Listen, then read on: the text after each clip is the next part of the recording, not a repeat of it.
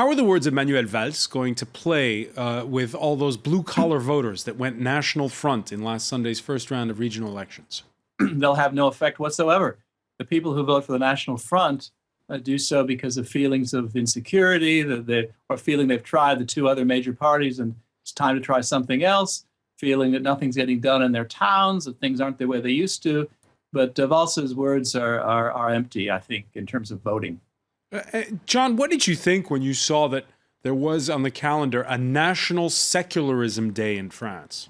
Well, this is an attempt to do something that isn't really anything at all. I looked at the Charte de la laïcité that's the basis for now teaching in the schools, and it really puts everything under the banner of laïcité, everything from gender equality to free association of everybody with everybody else in France.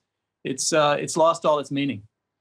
Lost all its meaning, but we saw after the January attacks, there were some of the pupils, especially in junior high schools, who did not respect the minute of silence for the victims of the January attacks. That sparked a national debate over that separation between religion and state. How's it going, that debate? Well, the debate is confused as always because there are several different things, several different ways of thinking about laïcité that are quite far the ones from the other. You know, I mean, there are basically two ideas in laïcité that are quite good and around which everybody can agree, at least insofar as they're stated in the general way. One is freedom of religion. Everybody has the right to worship as she or he see fits. And the other one is that the state doesn't interfere in religious matters. Those are very much like principles that we find here in the US, for example. The problem is when you start looking at the details. So what does it mean that the state there should be separated from religions? Indeed, the title of that 1905 law that's being celebrated, Valls was referring to, is the law on the separation of churches and state. Well, what does that mean? I mean, it could mean just something very minimal, something very much as in the US or in Britain, that religions are left to flourish and the state doesn't interfere.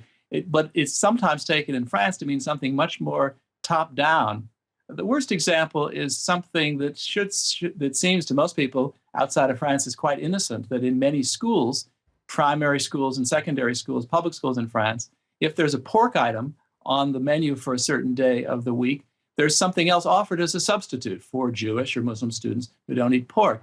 Nicolas Sarkozy, the former president, denounced this as an infringement on laïcité, which seems sort of strange if you're not French.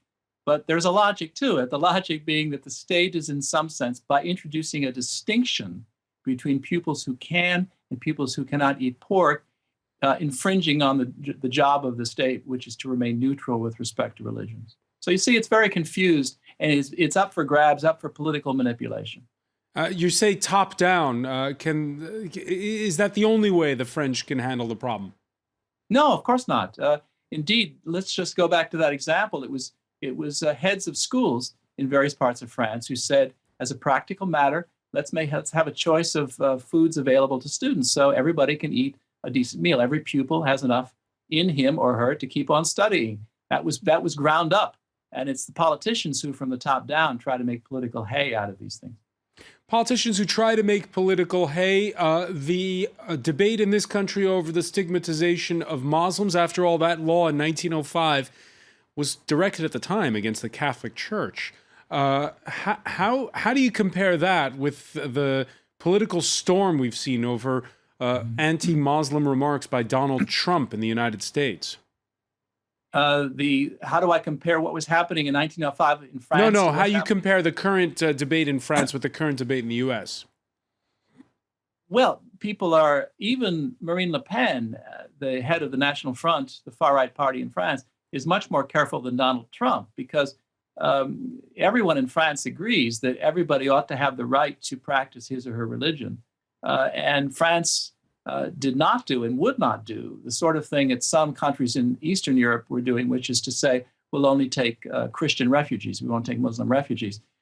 That's really counter to French principles. And Marine Le Pen, if you want to just focus in on her for a moment, she's very aware that her political credibility depends on her sounding moderate, sounding mainstream, and making the National Front seem no longer far right, but to seem a more effective and more direct version of the right.